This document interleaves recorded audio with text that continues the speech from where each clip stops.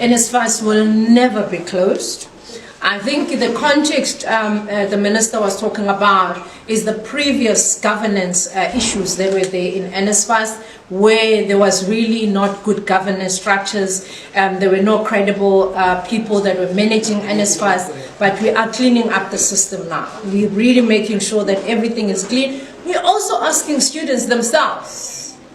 NSFAS money is for education. It's not for going to parties. It's not for doing other things other than for education. We even asking students, universities and Tibet colleges, they must also help our kids to educate them about financial skills. Money of NSFAS is not for gambling. Gambling children's money. This money is for you to get your education so that when you go and study, you don't have to worry about how are you going to pay for your studies. That is what this money is about. Yeah, we did have the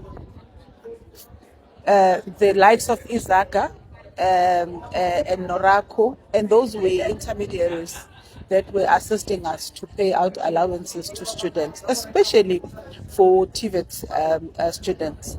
But NSFAS, I think since last year, led by the administrator then, it really took a proactive decision to say we are student-centric, and therefore it means we need to deal directly with students. So having these middlemen or middlewomen, it does not assist. And sometimes we get to be blamed where allowances are delaying, and yet NSFAS would have paid those people. So NSFAS, currently we are implementing what we call a decentralized model, which means NSFAS will now be at institutional level. At institution rather. So each and every institution come the new academic year will have representatives from NSFAS. So we are not going to be having such people going forward. We'll be dealing directly with students.